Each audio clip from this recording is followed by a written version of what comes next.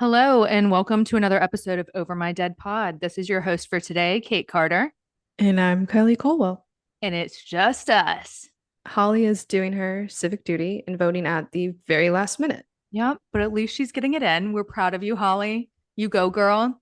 Do what's right. I will keep Holly in spirit while we're here because, man, oh man, do I have a fun one for you today, Kylie? I'm excited. I already told Kate, and she can see it on the screen. I have a very large glass of wine because I was told this would be a long one, but I'm Yeah. ready. As soon as I say it, you're gonna be like, yes, this is gonna be a long one, and for good reasons. And Kylie has the largest glass of wine that I've ever seen. So all positives. I always feel like I start my episodes, which I'm like, this is an episode I would never do, blah, blah, blah. But I've chosen to do someone pretty famous, which is Ooh. we tend to not do famous cases. Usually with famous cases like John Bonet, stuff like that, there's so many articles and movies and documentaries that it's kind of just like overkill, and we don't want to repeat stuff or miss stuff. But I thought, why not?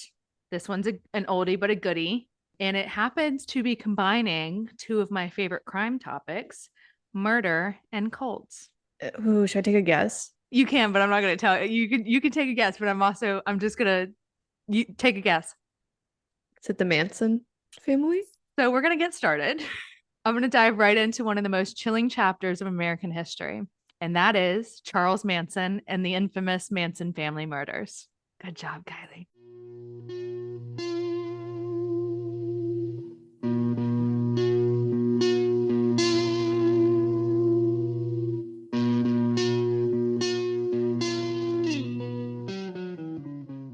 In the late 1960s, while a cultural revolution was taking place in the United States, Charles Manson, a charming but deeply troubled individual, orchestrated a series of brutal killings that would eventually leave a mark on the nation. We are going to explore how Manson rose to power, the cult like dynamics of his followers, and the horrific events of a summer night in 1969. Charles Manson was born on November 12th, 1934, in Cincinnati, Ohio. Did not know that. But when Manson was born to his mother, her name was Kathleen, she was 16 years old. And fun fact, she didn't even name him when he was born. Like there was literally no name listed on his birth certificate. And I'm sure you hear stories of people like being like, oh, I want to see how the baby acts and then I'll name them. Or, the crazy ones that are like, I'll let the baby name themselves kind of thing. But this is actually much sadder because Manson's mother just didn't name him because she didn't want him. She didn't want to have a child. So, to make it much worse, Kathleen often proved how much she didn't want to care for her baby because she would try to pawn him off to people all the time. There were instances of like her working at restaurants and she would leave him with customers and then leave the restaurant and they would have to like call her family to come get Manson. Why not just put him up for adoption? I don't know. That was like one of my questions too. I was like, why don't you just in the stories I read, it kept saying like Kathleen's sister, so Manson's aunt. By the way, I'm not gonna call him Charles, I'm gonna call him Manson. But his aunt would always come and get him from these situations. So like you would think, why not? Would she just let them adopt him kind of stuff? But I will say it fortunately because of these situations, Manson ended up spending most of his childhood living with his aunt. His mom was a waitress, but she was also a prostitute. So she was really gone all the time, and especially nights. She also had alcohol and drug issues and just really wasn't fit to care for a baby, let alone one that she didn't want to begin with. So Manson's aunt and her husband, his uncle, lived in a small town in West Virginia, and they were pretty religious and conservative, the West Virginia type, which we will also see is going to come out to play later in the story. But he was like pretty rebellious in his childhood. He had a family member on the other side of his family that he was really close to. I think it was an uncle. And this family member one time told Manson when he was like 10 years old that school was a waste of time and he didn't have to go. And so 10-year-old crazy Manson already, what did he do? He didn't leave the school and not go to school. He set the school on fire. That should just give you like a preface into the rest of his life. And after that, that was kind of like a final straw for him living a normal life with his aunt and uncle. So they sent him off to a behavioral school for boys, like hoping everything was going to change and maybe like they'd be able to like fix him, quote unquote. But obviously that didn't work. Not even a year of being at the school, like a few months in, he started running away. And of course, he didn't want to go back to his aunt and uncle who like sent him away. So he actually went and tried to find his mom. And like in the early days of Manson's life, like Kathleen wanted nothing to do with him. And even then, like when he tried to come and find her, she just shooed him away. She was like, absolutely not. I don't want you. I don't want anything to do with you. His family at some point went and got him after he started running away from schools because the whole issue is he would run away, they wouldn't be able to find him, and then he'd like show up living on the streets at like 10 or 12 years old. I'm not going to justify the mom's actions, but maybe she had a little premonition that something was up with him. I mean, she was also 16, was a prostitute, had drug issues. And from what I know, his dad was completely out of the picture, but like he was really messed up. Yeah, that would mess up any kid. Well, the family retrieves him from the streets, continue to enroll him in new schools, and surprise him run away again. He just like couldn't be controlled. So when he decided he was going to start committing crimes, he wasn't just going to be running away. And at first, it was like petty things like stealing from stores or people, but eventually the crimes got worse and he began to involve weapons in his robberies. As these events continued, because no one was really able to stop him, and also, I guess back then, juveniles were given a little bit more leniency, his crimes just continued to get worse and worse. Like he would be caught, detained, whatever, and then they would just let him go again because he was a child. So he started doing armed robberies. He would break into homes. He was stealing cars. He was lighting buildings on fire. I mean, you name it, he literally was doing it. And he was like 14. Not off to a great start. No, we're not doing good. So eventually, in October of 1951, Manson's probably around 16 years old at this point. A police psychiatrist recommended that he be enrolled into a new school. The school was called the Natural Bridge Honor Camp, which was actually a minimum security institution. So sounds like a good option. And this was going to be for him to go there and serve some of his parole time that he had for the crimes he was charged of. They didn't ever send him to jail or prison because he was underage. So after about a year of being there, though, Manson was up for parole. And like a month before the hearing, like he knew he was up for parole. And like a month before the hearing, Manson was actually caught raping a boy at the institution at knife point. So obviously, he didn't get to go to his parole hearing. It didn't take place. And he was transferred to a different school. So he was obviously kicked out of the place. They transferred him to another place, and it was the Federal Reformatory in Virginia. But it obviously didn't take too long for Manson to get in trouble there. And by the time he was moved again, he had committed over 10 different offenses, including rape. He's now shipped off to a maximum security, which was in Ohio. And he's 16 at the time. And he was to stay there and be under careful watch until he turned 21. With all that being said, while this was a max security place, Manson somehow learned how to be a quote unquote good model citizen amongst the other boys and ended up having his parole granted, which let him be released prior to his 21st birthday in 1954. Right around his 21st birthday, he actually got married to a woman named Rosalie Jean Willis. And she was a waitress at a local hospital that he had met when he was in the hospital one time. But unlike his wife, Manson really never kept a job. He was always fired or just left because he didn't want to work. And he continued on with his felon life. At some point, Rosalie got pregnant, and the two of them decided to move from West Virginia across the country to Los Angeles to begin a new life. Little did Rosalie know that while they were driving across the country, the car that they were actually driving in was stolen. Once they arrived in Cali, he was actually arrested again on a federal felony.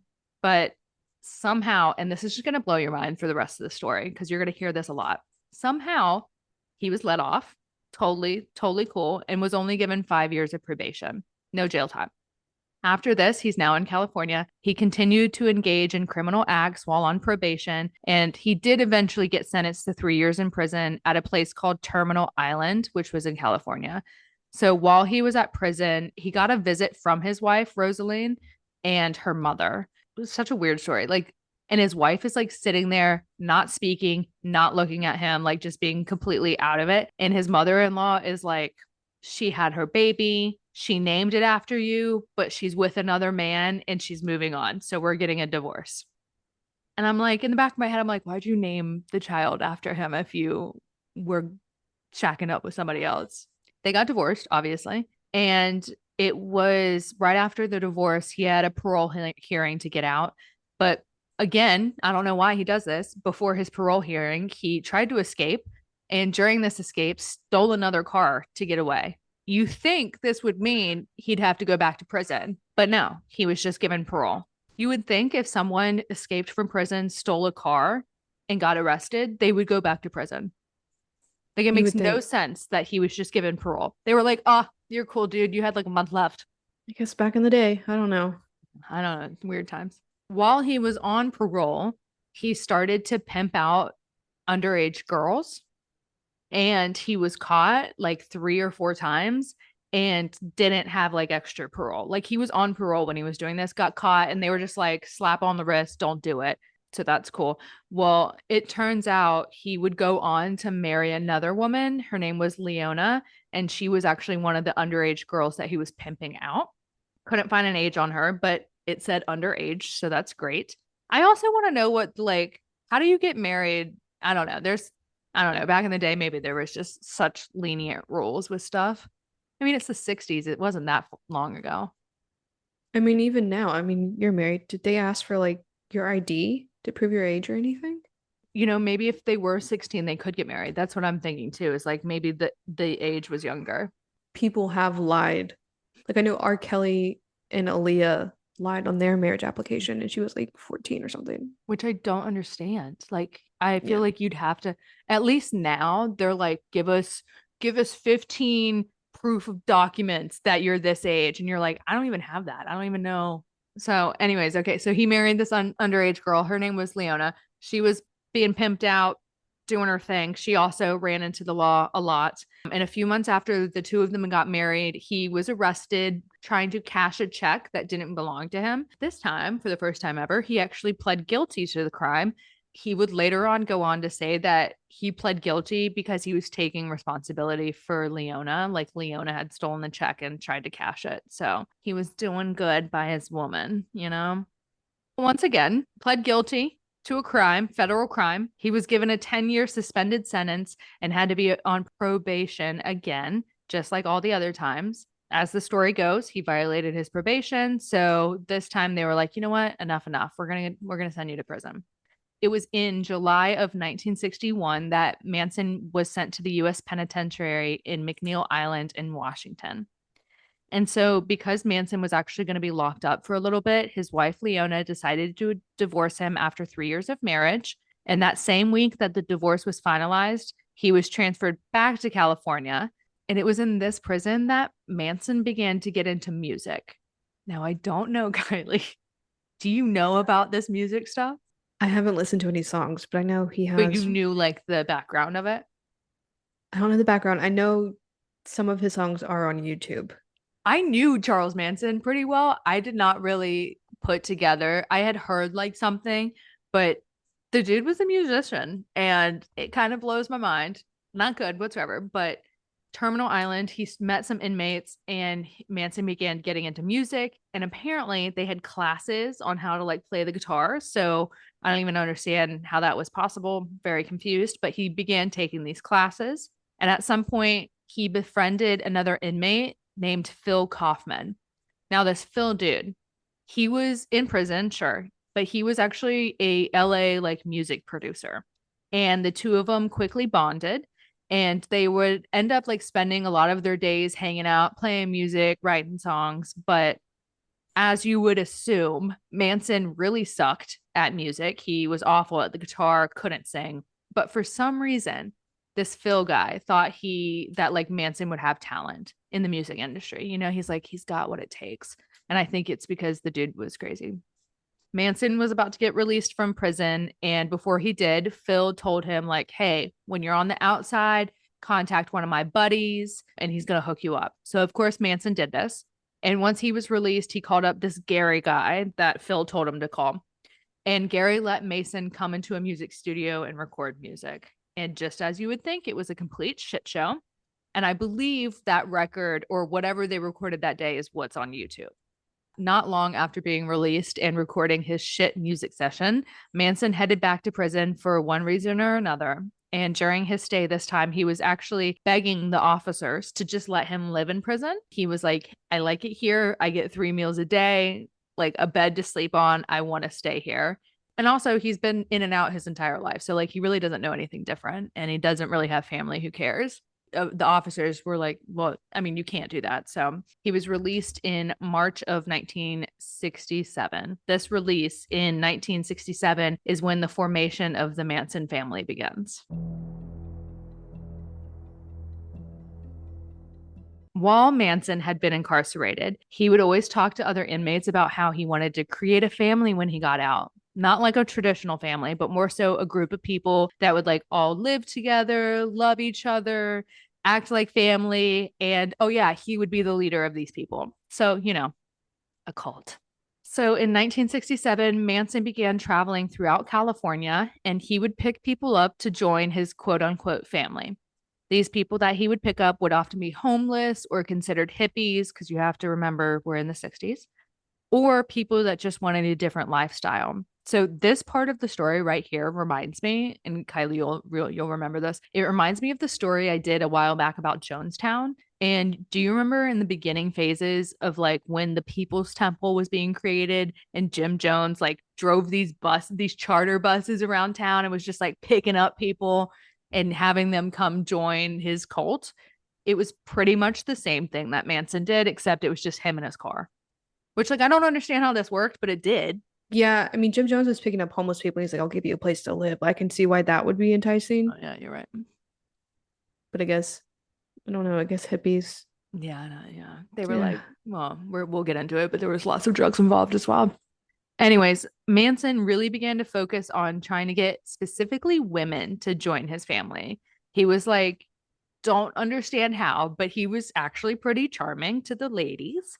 He was able to play guitar, even though it wasn't good. And so he would like go around and serenade these girls on the streets and get them to come back with him and live with him and the family he was creating. Oh, and I don't think I mentioned this before, but Manson was also 5'3". Oh, He had a tiny little man. short king. He was a short king, Kylie. That's a good way.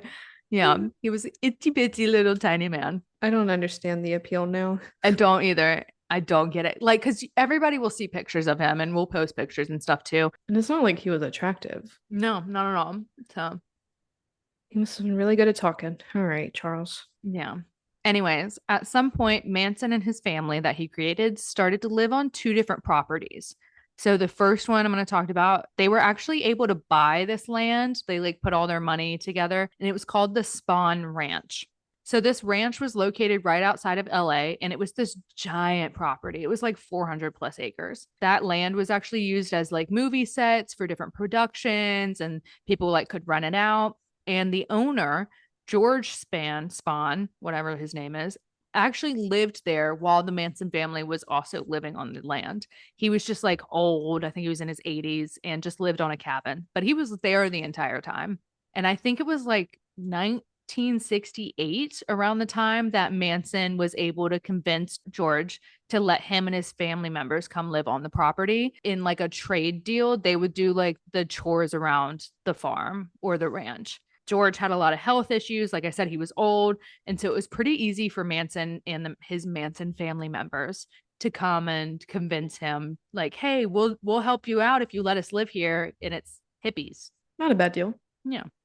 The Manson family are all now living together on this property. They're doing stuff every day. They're hanging out.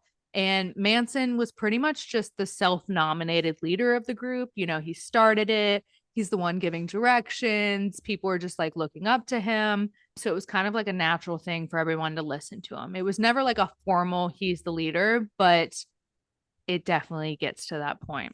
He also started to set pretty strict rules within the family. And if someone broke them, they got kicked out. So it was kind of like you in or out, no messing around.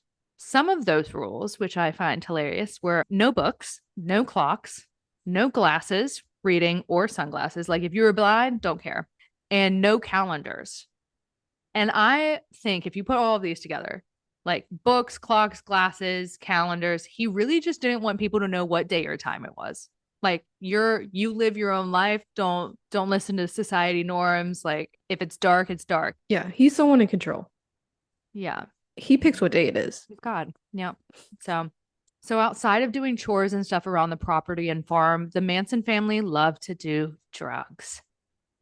They would often, like multiple times a day, often get together and take a bunch of drugs and just be like bugged out for hours. The favorite drug of choice, you ask? Well, it was LSD. And for those who are really good people and don't know what LSD is, it's a psychedelic drug. It really alters your perception of reality. So you're basically just tripping out the entire time. I do not believe that it's addictive. I don't think it's addictive, but well, I don't know. I've never done it. For the record, I have not done it either. Oh, I just want to put it out great. there. Don't And don't say oh. I also, Don't I say oh also like want to that. say Holly's not here, but I'm going to go ahead and say she had not done it either. So yeah, LSD. Well, because the Manson family was just drugged all the time, they were taking these drug trips every day. All the drugs started to mess with their health, which you assume. Teeth were rotting, memory loss became a really prevalent thing. Everybody's attention span was low, and everybody was super skinny, not eating, lots of health issues. How were they affording all of these drugs? Okay, they were just robbing people, like, come on. So, one of the many things that occurred during a Manson family drug party is that everybody would get like stoked, and then Manson would get up in front of everybody and preach the gospel, like the legit gospel. And they would just sit there like in awe. And if you don't know what Charles Manson looks like, he has long brown hair and a big old brown hair, brown beard. And though he is 5'3", I will say if you're messed up, you could think he was Jesus. I don't know. I'm just saying. And of course, everybody was just high as hell. So they were totally into it, believing everything he said, which was super helpful as a cult leader so that he could feed them lies about like how they have to stay together and people were against them. And oh, yeah, they're going to stop doomsday one day. And then my favorite thing, well, and I feel like we hear this a lot in cults, is that like he told them that like famous people were a part of the cult. They just couldn't be there in person. They logged in on Zoom. One of his big people or groups that he would say was a part of the Manson family to his followers were the Beatles. And you'll see later on too that the Beatles actually had a lot of influence on Charles Manson, which is kind of sad. I didn't know that part, but you'll see why. So the second property that the Manson family pretty much lived on was actually a national park property. So they didn't own it by any means. They weren't really supposed to be there, but this area was called Barker Ranch. And it was like this Western looking area. It's in the middle of Death Valley in California. So, like in the middle of nowhere. You couldn't find them if you wanted to. And it was at this property that the drugs started to get worse and worse. They were moving on from LSD. And people were basically just like zombies roaming out and about, just like doing their thing out there, not a care in the world. And this is where Manson started to get a little mental himself. He would really, as a cult leader does, all those lies, he would start believing them. He would believe the things he was saying. He's getting away from reality. He's forgetting about all of it. One of the main things I will say that Manson had convinced himself and all of his followers of is that like Hollywood was out to get them. By the time summer 1969, which is the year, you guys, the year, Manson was so angry and paranoid that the first event of violence occurred, or at least the first one that we know of, we have record of. One of the Manson family members scammed a drug dealer, and this drug dealer ended up threatening to kill Charles Manson and the Manson family. So he was like, I'm coming after you. And so Manson was like, you know what I'm going to do? I'm going to go to this drug dealer's house. He barged in and he shot him. The dude's name was Bernard Crow. And Manson left this guy's house after shooting him, thinking that Bernard was dead. But he survived. Manson did not know that. A few days after the shooting, there was a news alert that like popped up that a member of the Black Panther Party had been shot and killed. So Manson immediately got it into his head that this drug dealer he had just shot was a part of the Black Panthers. And so therefore, the entire Black Panthers group was going to come after him and the Manson family. which I think is a valid thought and threat. 100%. And so, I mean, he was paranoid, absolutely paranoid. Side note, just again, for those people who might not know, because it's a totally okay, what the Black Panthers are. The Black Panther Party, just short synopsis, was a political organization. It was created in the 60s. I think it stuck around to the 80s. Think, don't quote me on it, but it was a Black Power organization. It was originally created to like challenge force, like excessive force and stuff like that of police conduct, misconduct against Black people. But throughout its career, the Black Panthers ended up being like big advocates for injustice. They would go and promote educational programs for like Black Americans, open up medical clinics, like they ended up wanting to see a change in like how America treated the Black community. Also, I don't think Bernard Crow was Black, by the way. From what I saw, he was white. I don't, it just didn't, but anyways, didn't really make sense. So all the Black Panthers are out to get Manson.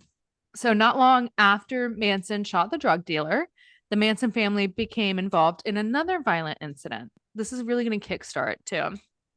So there was this guy named Gary Hinman, and he was a teacher. He was a professor at UCLA.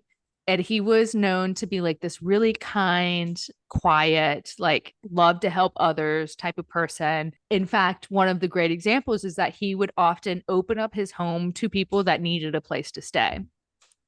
And that's how some of the Manson family members met Gary. At some point, some of the members began crashing at Gary's house because they did not have a place to stay, like got to know a little bit about Gary. And obviously, the word got back to Manson. Manson became interested in Gary because he was like, oh, this dude's a professor at a good university. He's got money. And in fact, Manson had also heard like a rumor that Gary's parents had passed away. And so Gary had inherited like $20,000. This is back in the 60s. $20,000. So Manson was like, hey, you members that live with Gary, you need to get him to join us, like join our Manson family so that we can get that money. Like that was the whole thought in their head. They don't know if it exists, but that was the thought. 3 members go over to Gary's house: Bobby Bousselet, Mary Brenner, and Susan Atkins. They are there on Manson's like word to try to get Gary to join the family so that they could get the money. Well, when the trio like confronted Gary and wanted him to come and asked him about the money, he told them that he didn't know what they were talking about. There was no rumored inheritance. And so the members decided to take Gary hostage in his own home. They tied him up and they ended up keeping him there for 3 days. During these 3 days, the trio and Manson himself, because Manson came over for a little fun play date, they would go on to torture Gary, trying to get him to give them the money that he never had.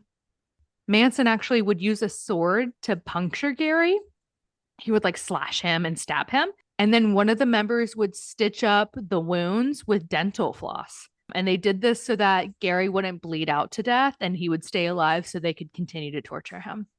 But after not getting what they wanted from Gary, Manson told the members to go ahead and finish Gary off, but to make it look like a crime had been committed by the Black Panthers. So member Bobby then decided to stab Gary to death with a knife, and then the other members laid his body on the ground while he was still breathing, and they took turns suffocating Gary with a pillowcase until he was no longer moving.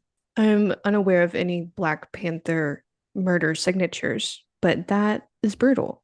After Gary was dead, the 3 members went on to use his blood to write the words "political piggy" all over the walls of his house, and they would even draw paw prints. So, like in their head, the Black Panthers would put paw prints on walls and write "political piggy." So that was their way of like making it look like the Black Panthers had done this. Done with their assignment given by Manson, the trio left the house in Gary's car and headed back to their ranch. About a month after Gary's murder, member Bobby, who's the one that killed Gary, he was actually arrested by the police after he was caught driving Gary's car around town. Not to mention, after a very quick search of the car, the police ended up finding the knife that was used for the murder as well in the front seat. It was after Bobby was arrested that Manson went back to his cult at the Spawn Ranch and told all of his followers, that it was now time for, quote, helter skelter time, end quote. Helter skelter. I hate looking at those two words. I hate saying those two words. They just bother me. But it's something that Manson would talk to his group about a lot. It was a song written by the Beatles, which didn't know that one. Manson told his members that Helter Skelter was a prophecy, not the Beatles, but Manson said that Helter Skelter was a prophecy that like a revolution was going to happen. And this revolution was coming soon and it was going to be violent and bloody. And Manson was like, it's Helter Skelter time. In August 1969, same year, in the middle of the night, Manson woke up his female family members and one male and told them to come with him and to not ask any questions. So they did. So the guy that came along with Manson was like his right hand. That's the same dude that robbed the drug dealer like a while ago and like did a lot of the other crimes as well. And that guy's name was Tex, Tex, like Texas, but Tex. Tex will be involved in every single story that I say from here on out. So he is one of the main Manson family members. Manson takes Tex and the girls to this property. Never been to the property before, took them to he knew exactly where he was going now. And once they were at this property, Tex and the girls climbed up a nearby telephone pole and cut all the lines, which terrifying. So they did this so that there was no longer telephone access for the house that was on the property that they were going to. And it's like 3 a.m. So like pitch black, no phone access. Of course, the house doesn't know that yet, but so Manson backs up the car that they're all in and then tells the group, quote unquote, totally destroy the house and then make it as gruesome as possible. So the Tex and the girls begin walking towards the front door. And it was at this moment, 3 a.m. in the morning, pitch black. This moment, a poor little old kid, his name was Stephen Parent. He was leaving the driveway in his car. He was heading off the property. He was like 18. And Tex walked in front of this car, told Stephen to get out. And once Stephen recognized what was happening, he begged Tex not to hurt him and to leave him alone and that he wouldn't tell anyone. But obviously, Tex ignored the requests and he immediately shot Stephen 4 times in the chest, which killed him in the front seat of his car. Stephen died immediately. Tex went and turned Stephen's car off while Stephen was still in it, like dead. And then he pushed the car like down the driveway. So just like, you're dead, get him out of here kind of thing. X is a psychopath. When the Manson family group found the front door of the house was locked, which it should always be. You guys lock your doors and your windows because here we go. They decided to cut off the screen in front of one of the windows, open the unlocked window, and they climbed through to enter the home.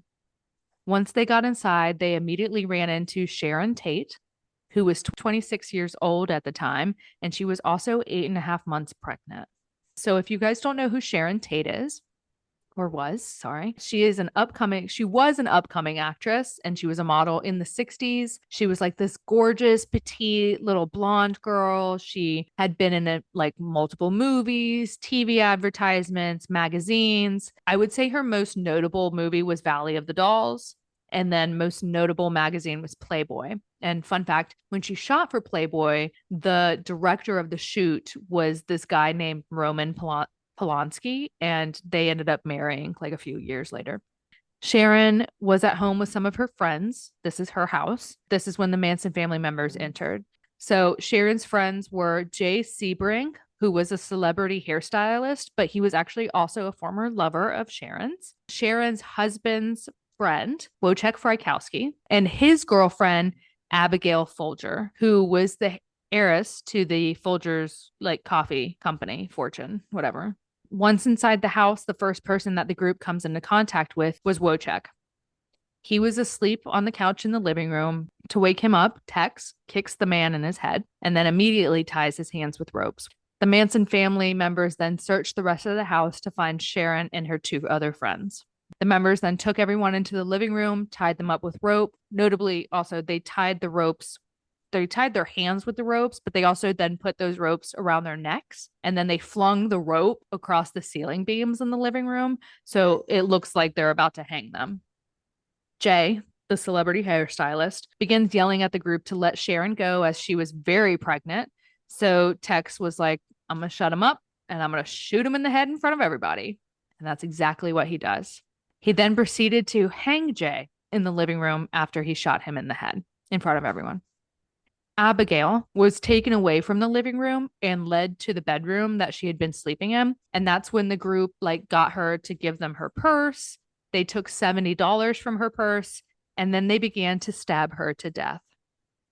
At the same time, Wojciech is in the living room. He had freed himself from the ropes that his hands were tied to, and he began to wrestle with one of the family members, Susan. Susan, at the same time, was stabbing Wojciech in his legs the entire time. But Wojciech was able to muster up some energy and ran to the front porch of the house, like about to like escape into the yard and run away. And lo and behold, Tex just runs around the corner, catches up with him, begins stabbing him, and then shot him twice in the front yard. Abigail, who the members thought was dead in the bedroom because they had just stabbed her a bunch of times, was actually able to also get herself out of the bedroom. She went through the window, but unfortunately, the members found her quickly on the front lawn trying to run away, tackled her to the ground, and then stabbed her 28 times. Wojciech, who was also assumed to be dead on the front porch, was running across the front lawn, but Tex continued to stab him until he stopped moving. And in the end, Wojciech had been stabbed 51 times and struck in the head 13 times by Tex's gun, damaged his gun while bashing Wojciech's head in. And so Tex just decides to drop the gun in the front lawn. He just left it there. Now, the entire time all of this is going on, all the murders, 8.5-month pregnant Sharon Tate is still tied up in the living room watching all of her friends get brutally murdered. The entire time she's pleading for the group to let her go. And then makes me so sad. She pleaded with them to let her live long enough so that she could give birth so that her baby could live. She even offered herself as a hostage to the group in an attempt to save the life of her unborn child. But the members did not care, and they proceeded to stab her 16 times before they hung her from the ceiling beams with the rope tied against her neck. After a little while, an autopsy report would come back and say that Sharon was actually still alive when she was hung. Oh my God. Yeah. Before leaving the house, the Manson family members wrote in blood from all of their victims all over the walls the word pig.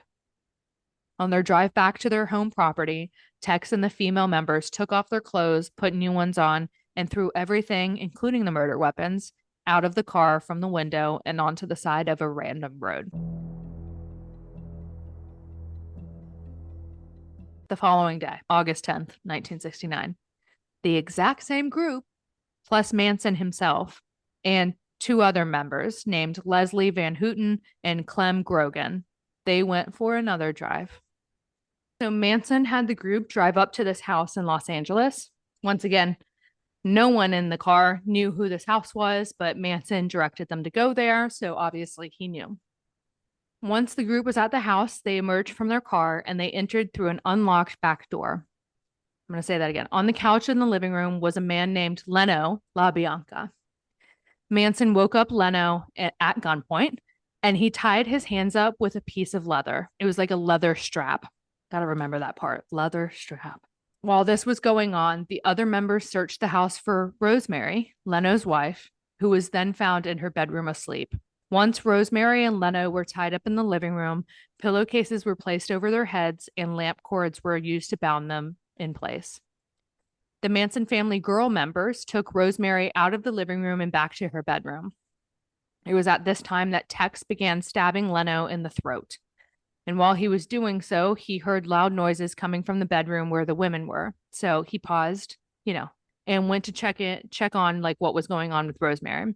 And when he entered the bedroom, he found Rosemary, who had broken her hands free from the leather ties, but still had the pillowcase over her head, swinging the lamp around her neck towards the Manson family girls in order to keep them away from her. Like, good for you, Rosemary. But Tex pushed past the girls, grabbed Rosemary's neck, and began stabbing her.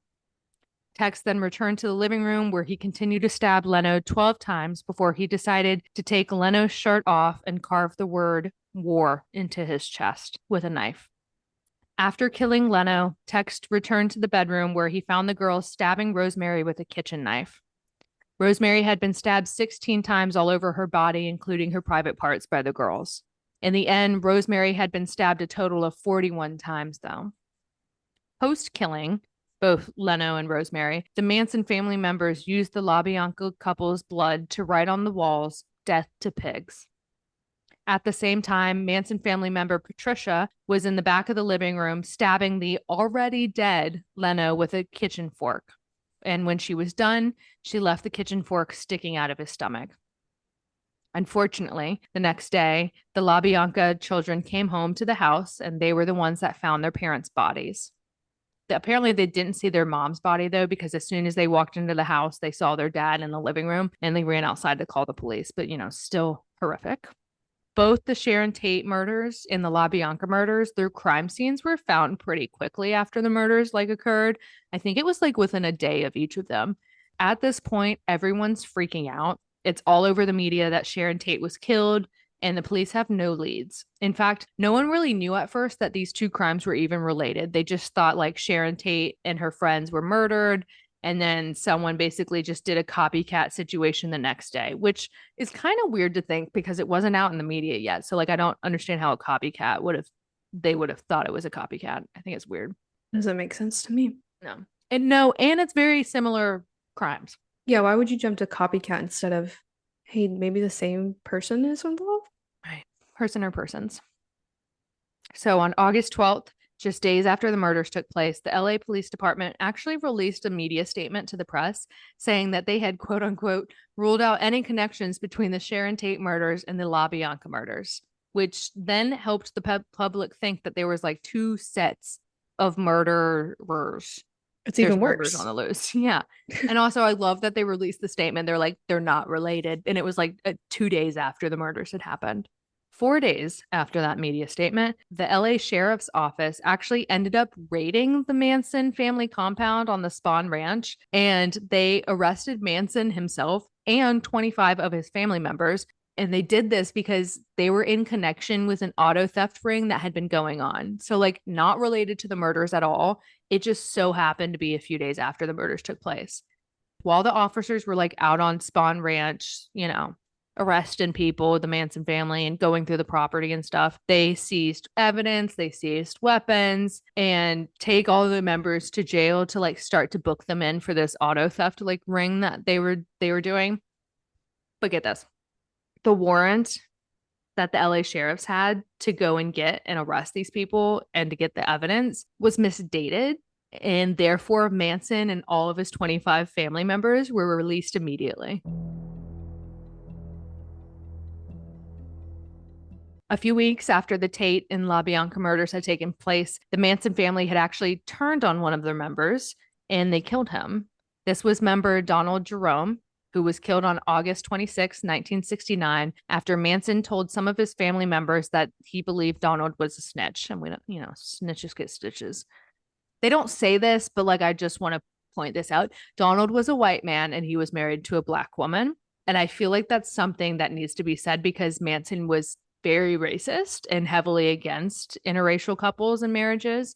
And so, though Manson was nah, he's a snitch, I definitely think there was alternative motives as well.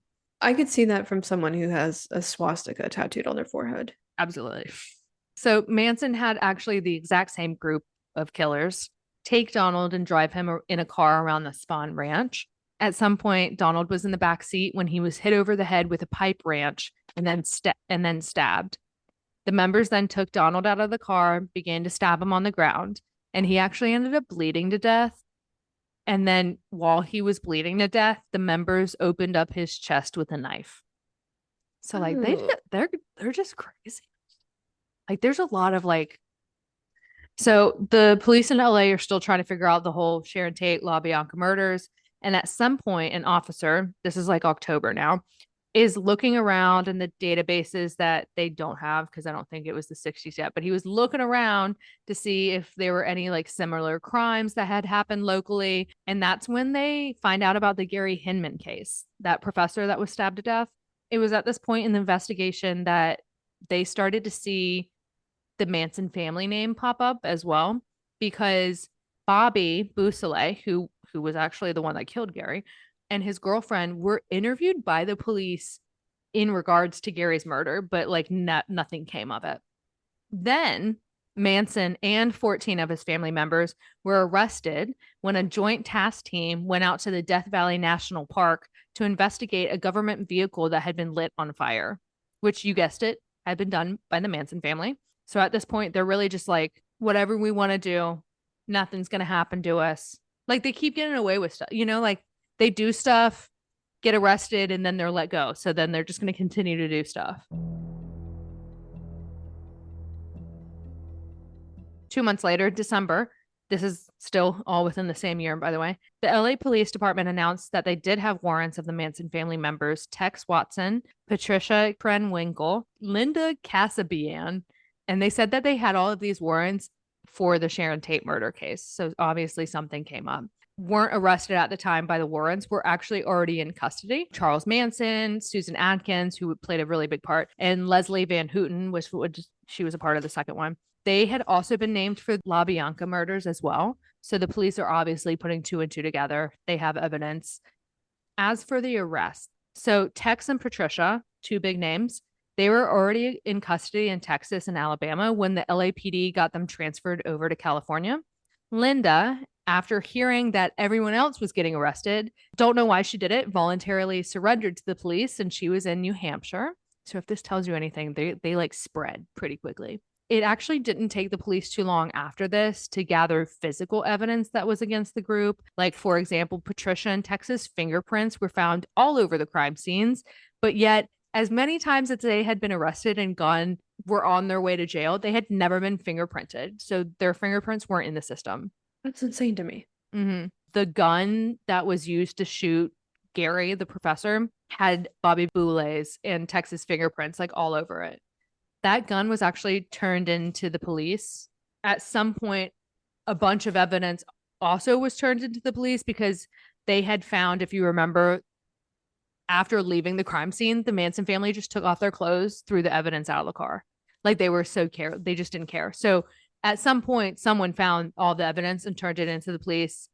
Once they were arrested, they were able to like match everything together. So, took a hot minute, but they were getting there. All of the murder weapons, other than the gun, the knives, were found at both crime scenes because they had been left behind by some of the group members and they were still residing in some of the bodies when the bodies were picked up. This group just did not care about getting caught, man. They just, even the whole like taking the victim's blood and writing stuff on the walls, like it's just your fingerprints writing stuff on the walls.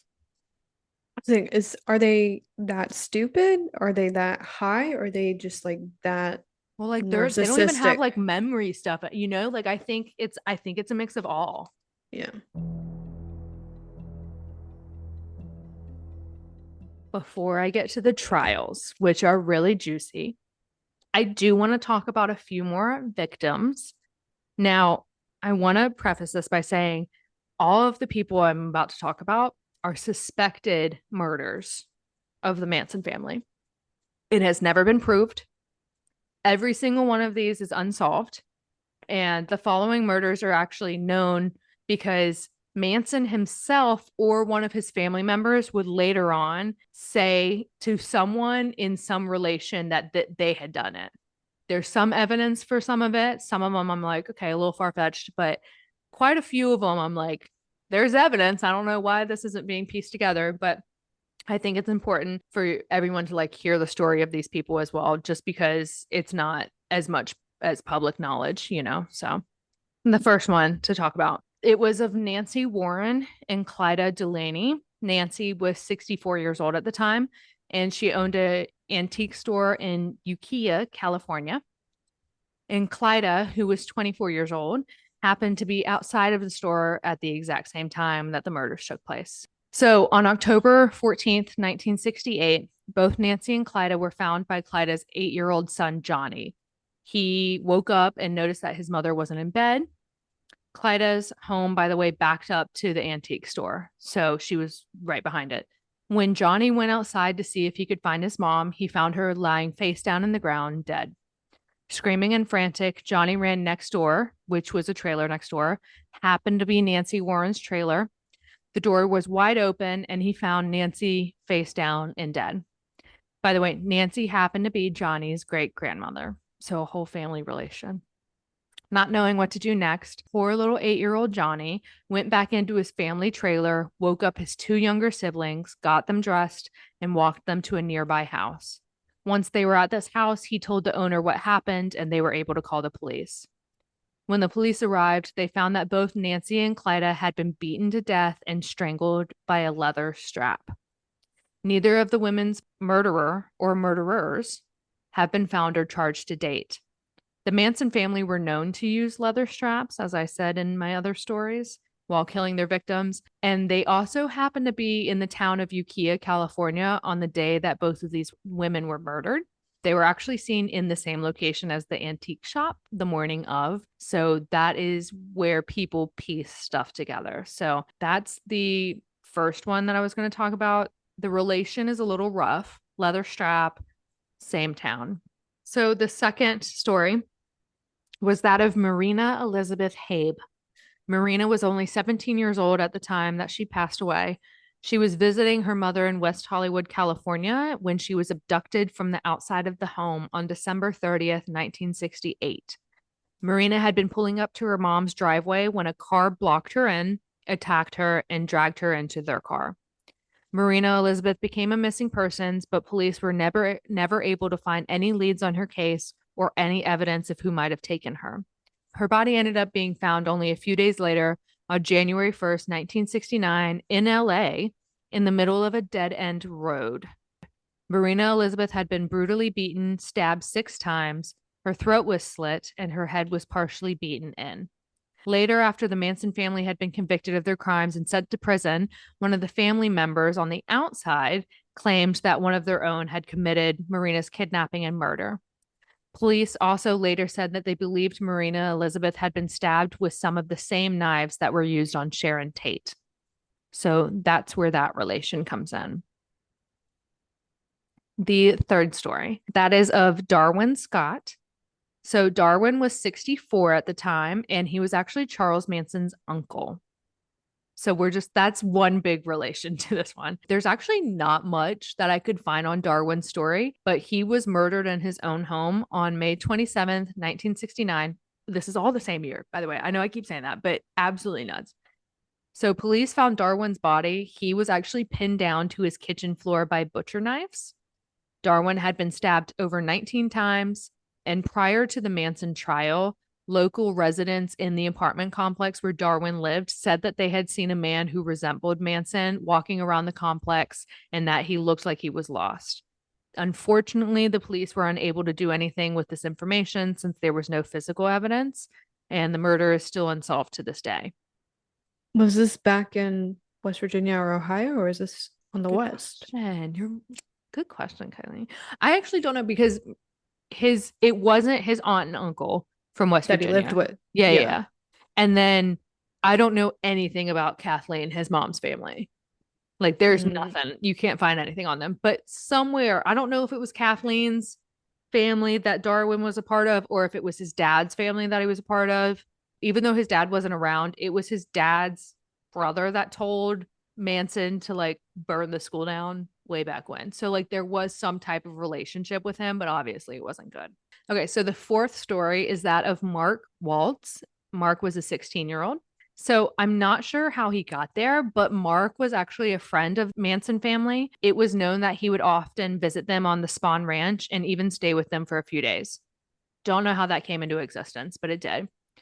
On July 17th, 1969, Mark, who didn't have a driver's license or a car, hitchhiked from the Spawn Ranch to the Santa Monica Pier. With him, he only had a backpack and a fishing pole. He was like going there to fish. The next day, fishermen at the Santa Monica Pier found Mark's abandoned fishing pole. Within a few hours of the fishing pole being found, police were also called out to a deceased body that was found about 30 minutes away from the pier on a street called Mulholland Drive. This body was the body of Mark Waltz. He had been beaten severely and shot 3 times in the stomach. So Mark's family was obviously wildly convinced that the Manson family had something to do with Mark's death, but there was no evidence ever found, and the case is still unsolved. It just so happened that he was a friend of the Manson family, and when he left to go to the Santa Monica Pier, he had left from the Spawn Ranch. All right, so the fifth story. As Kylie pours herself some more wine. Love it. I was running low. Yeah. It's a long story. So the fifth story is that of John Haupt, Haught. He was a 22-year-old and an Ohio native. John had just moved to the West Coast and he was like in California, just bebopping all around when he ran into Manson in 1969, the year, and Manson convinced him to come join the family. So John was actually one of the family members that was arrested at the Spawn Ranch when the police raided later in the year, like in October. Basically, Manson just believed that John was the one that tipped the police on them. And on November 5th, 1969, John's body was discovered outside of the ranch with a bullet wound to his head. The Manson family would later go on to say that John had been participating in a game of Russian roulette with some of the other members and that he had shot himself in the head. But when the gun was found by the police, been A, wiped free from any fingerprints, including John's. So, like, makes no sense. But also B, when you play Russian roulette, the way that it goes is like you have 7 blanks and 1 round, like it's not full. There's only 1 bullet. This gun had 7 bullets and 1 blank. And the 1 blank was in John's head. So, Not a fair game. not a fair game. Also, really doesn't sound like Russian roulette was played. But unfortunately, because there was no physical evidence, because of the lack of physical evidence and what the police had been told by the Manson family, John's death was actually ruled a suicide. That one I fully believe was the Manson family. Yeah, they're admitting to being there in Mhm. some capacity. Right. But the sixth story is that of 15-year-old James Sharp and 19-year-old Doreen Gall. So these two youngins were found stabbed to death in LA on November 7th, 1969. Both of these two, which you'll love, were Scientologists in their young age. And when autopsies were done on the bodies, it was found that they both had been stabbed around 50 to 60 times. Police quickly noted that the stabbings were very similar to that of Sharon Tate in the LaBianca family murders, but again, there was no evidence. To piece it together, Doreen was a former girlfriend of one of the Manson family members, and James Sharp, though a few years younger, was her new boyfriend. So her and James's bodies were found also only a minute away from the LaBianca house. These 2 murders are still unsolved. I feel like we could connect these two. 100%. 50 to 60 times being stabbed. Like, come on. Also, ex-girlfriend, new boyfriend. 2 cults. One's got to come out on top. Yep. Sucks to suck, Manson family. It's the Scientologists. They're still going strong. They're still around. All right. So the 7th case, that was the murder of Reet Jerviston. Reet was a 19-year-old, Reet. She actually traveled from her homeland of Canada to California all by herself in the summer of 1969. She was 19 years old. I think I said that already. But she was going on an adventure. And this was something that she was known to do. Like, it wasn't out of the norm. So once she was in California, Reet actually ended up sending her family a postcard every single week to like keep them updated on her travels. At some point, these postcards stopped coming in, but her family didn't think anything of it. They just assumed like she was on another adventure or she was too busy. She was very independent from her family. Like, they barely saw her anyways, even when she was home. Well, years went by. Years.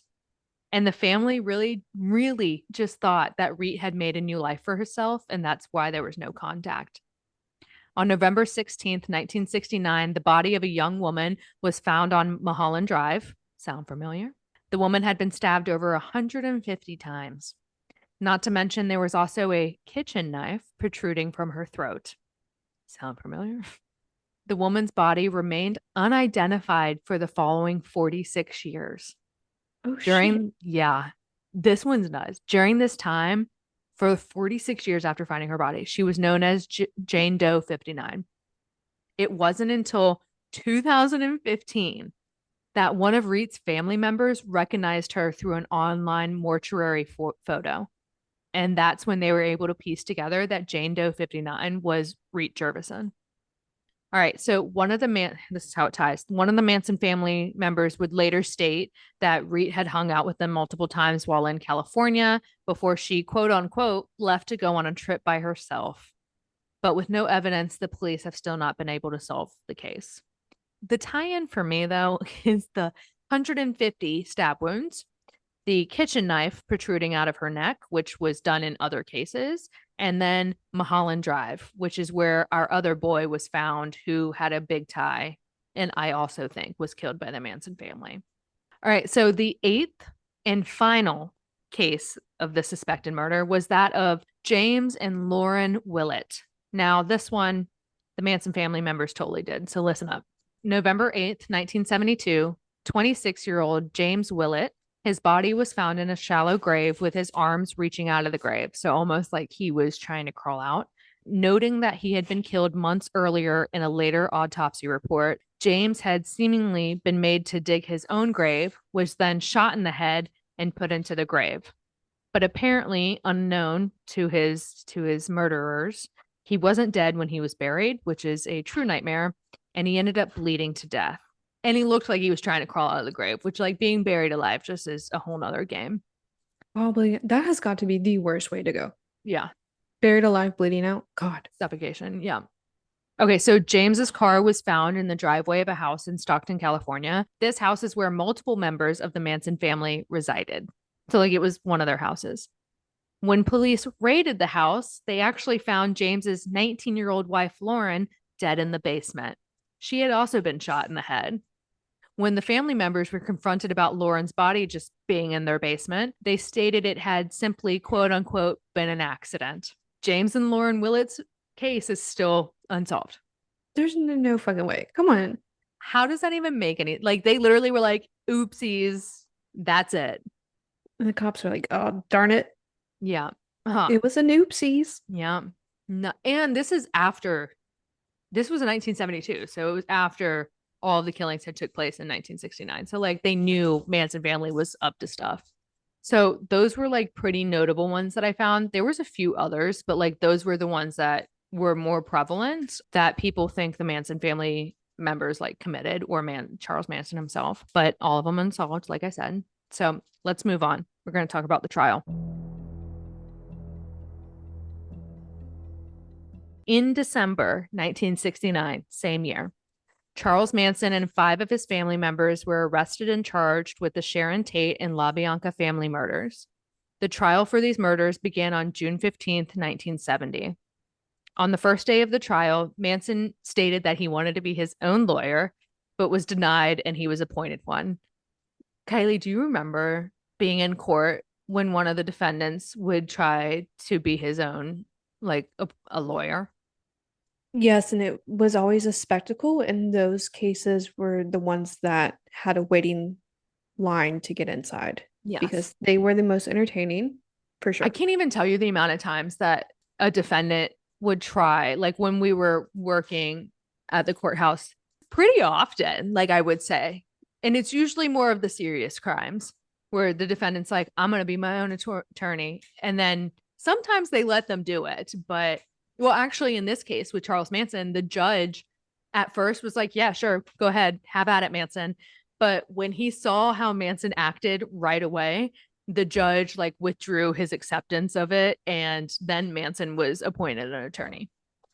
Well, I've seen a lot, especially at the courthouse we worked at. They're like, the judges are like, okay, yeah, you can be your own attorney, but we're going to have two public defenders sit with you Mm-hmm. and counsel you. Yeah. What was, I've got a few rules when it comes to this podcast. Like, don't ever take a polygraph. My other one is don't ever appoint yourself as your attorney because I've never seen a case won. Never. No, no, even an attorney wouldn't represent themselves. Absolutely not. Bad decision. That No. is a no-no. So, okay. So that happened. On the same day when Manson arrived to court, he had the swastika on his forehead, and that was self-carved. When giving his statement, he said that he had X'd himself from the world, and that's why it was on his head, which it was a swastika. So I don't really know what, but whatever. Anyway, so a few days later, the rest of the defendants all showed up with the same thing on their head. That also became a really big thing. Like oh my God, the trial was so huge and so like media frenzy. And if you go and look at the pictures of all the Manson like family members, that was a big sign, was having the carvings on their head. But just the court pictures are crazy. Like the girls, nuts. Oh, I mean, obviously I wasn't there at the time, but I know the pictures and they were all like smiling, happy the entire time. The three main girls who were being put on trial, there is video and pictures of them holding hands and skipping to court and smiling. They were singing something. They were singing, smiling, and holding hands and skipping to court. Insane behavior, but okay. Yeah. They probably collectively had stabbed people like 500 times. Nuts. All right. So the prosecution first argued that the Beatles song, which we talked about, Helter Skelter, was what triggered Manson into committing all of these murders. That song Manson listened to a lot, made his people listen to a lot. Plus, the members had written the words like pigs all over the crime scenes with the victim's blood. And apparently, the word pig or pigs was used throughout the Helter Skelter song. So they were kind of just like trying to piece stuff together. Don't really see how that helps their case, but whatever, go off, prosecutors. So while the trial was going on, Manson continued to play up his whole like main character vibe. He would act super weird in court, shout random things, and he would be often found staring people down, which you also will see in court a lot with crazy defendants. No blink kind of game. He was basically trying to play up the whole insanity, thing. But get this, because I didn't know this part. At the beginning, the trial was an open trial. So meaning anyone was allowed to attend publicly.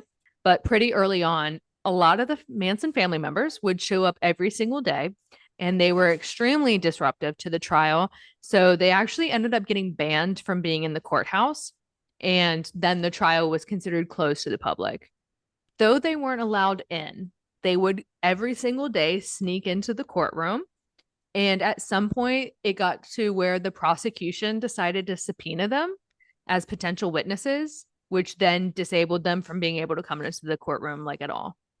Don't know how that worked over everything else, but I guess maybe they had like they could be arrested if they went in kind of thing this time. I don't know. That's a smart move, though. It was a smart move. So instead, the family members gathered outside each and every single day. They sat on a sidewalk. They had knives and weapons on them, and they had the markings on their foreheads. According to the media, it was a shit show frenzy. Like people would go to the courthouse just to watch the Manson family outside. I probably would have done it, to be honest. Okay, so because some of the family members had been subpoenaed to testify as witnesses, though it was kind of against their own will, this obviously pissed off a lot of other Manson family members. And in order to try to stop those people from testifying, they would like threaten each other. There was one guy who had they set his car on fire and he was inside the car. And then another one had her food drugged to where she like was put in a coma. I mean, they were doing crazy shit to their own family members to make sure they didn't testify. Oh, Yeah. turning on each other. Damn. Mm-hmm.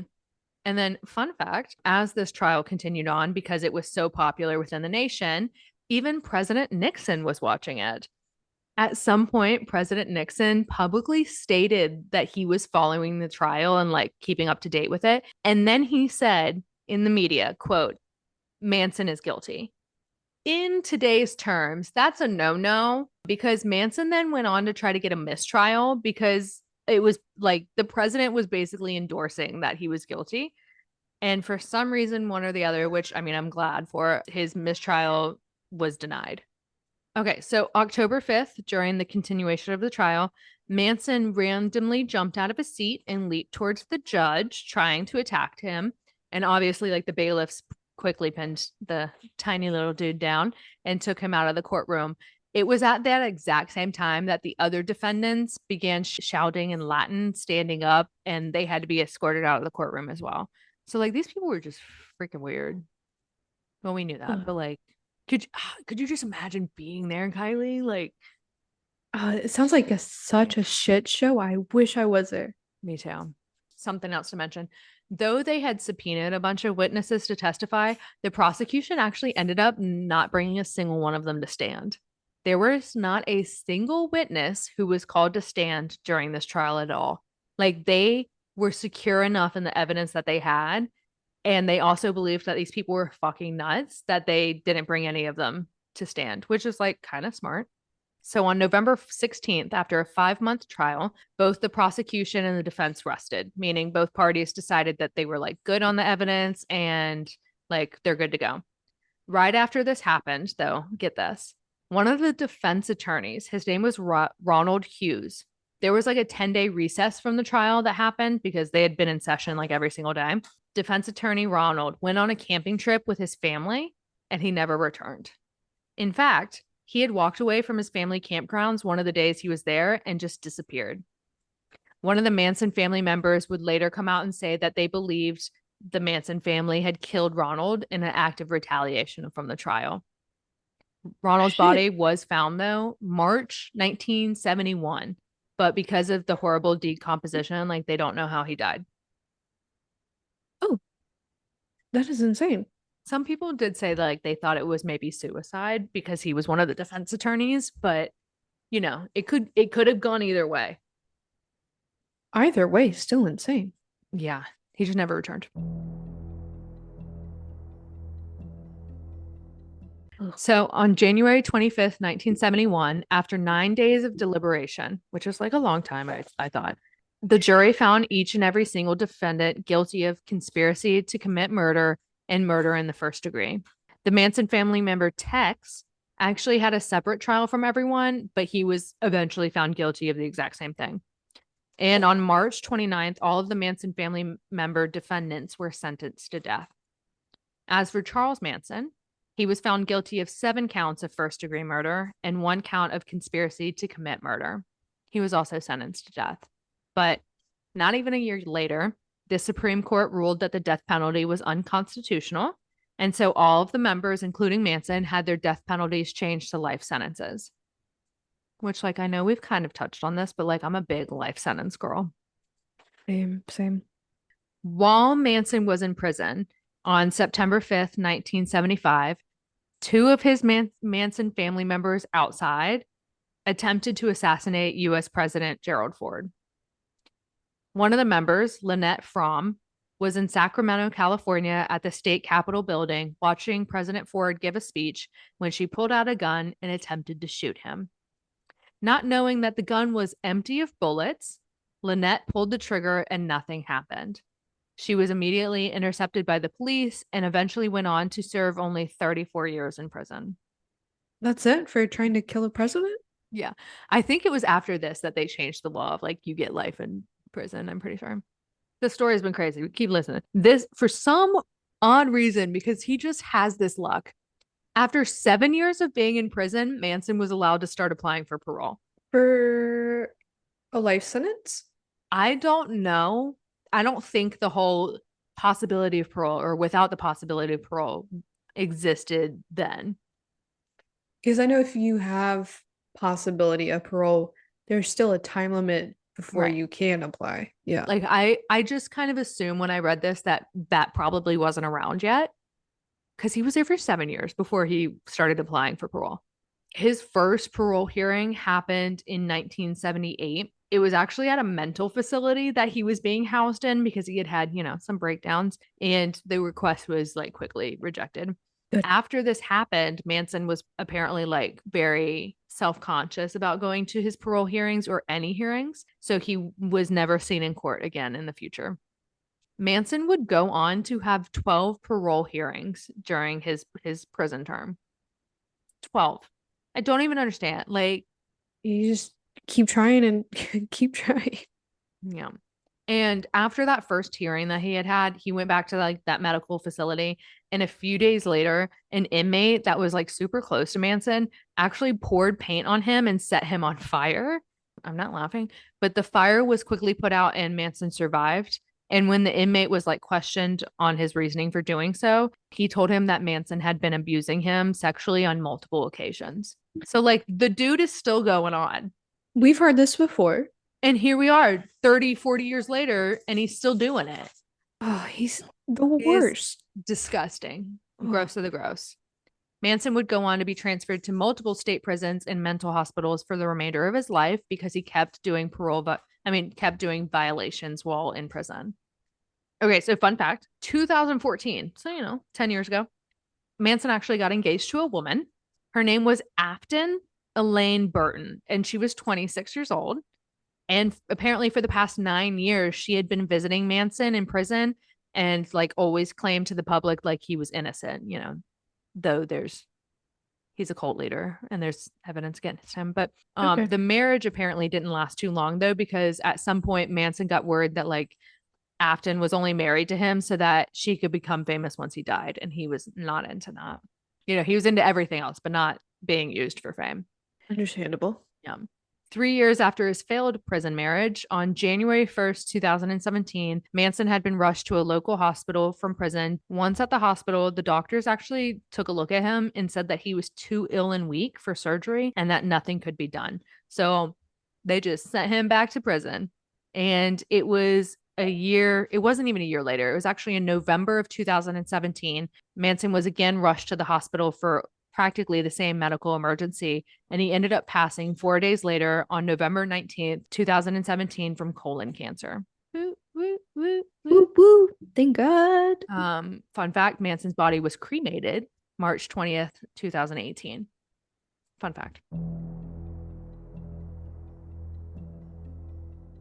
As for the rest of the Manson family members, because that was very interesting, and you can go and look this up too, if they are still not in prison for their crimes, because for some reason, life sentences, I guess, could have been taken away back then, a majority of them have now changed their names and moved away. Some have written books about their lives, which I would be so curious to read. A lot have passed away. And in the end, it's estimated that Charles Manson and his Manson family members killed up to about 35 people. The reason that for this number, because I was very confused, later on, after everybody had been arrested, it was claimed by multiple family members throughout the years of different people that they had killed. And so the number eventually hit like 35. So it's estimated.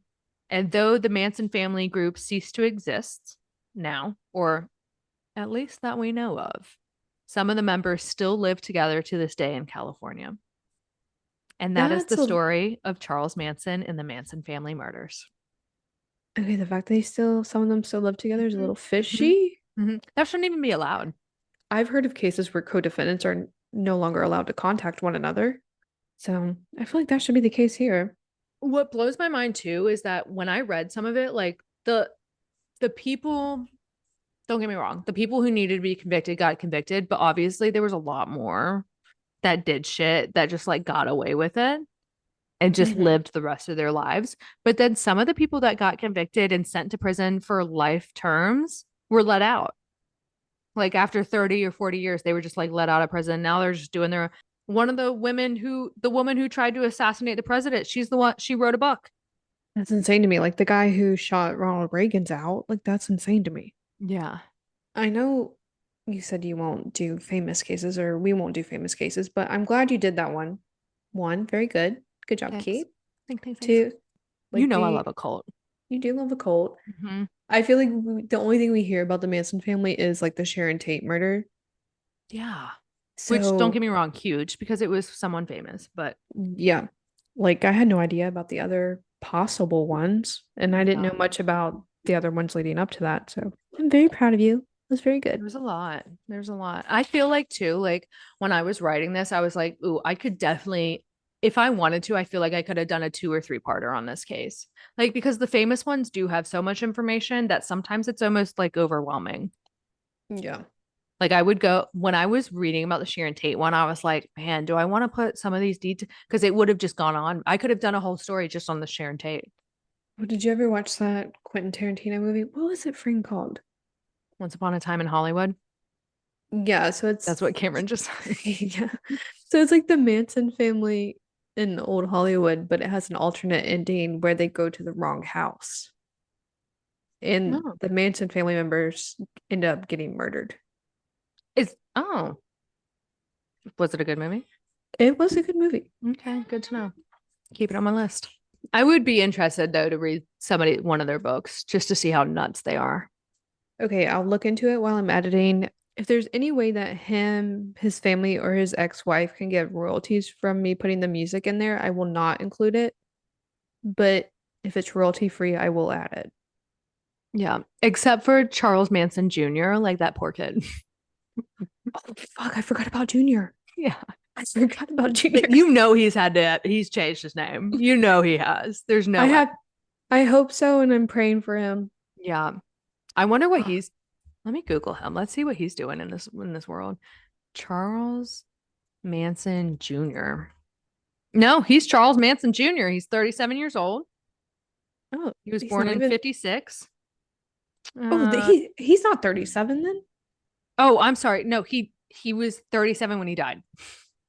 Oh, he died. Fuck. Yeah. And with that, thank you for tuning in to another episode of Over My Dead Pod. If you would like even more information about this case or photos, please visit us at overmydeadpod.com or check us out on social media at overmydeadpod. And we will see you next week with another case. Bye. Bye. There's a time for living. The time keeps on flying. Think you're loving, baby, and all you're doing is crying. Can you feel? Those feelings real. Look at your game, girl. Look at your game, girl.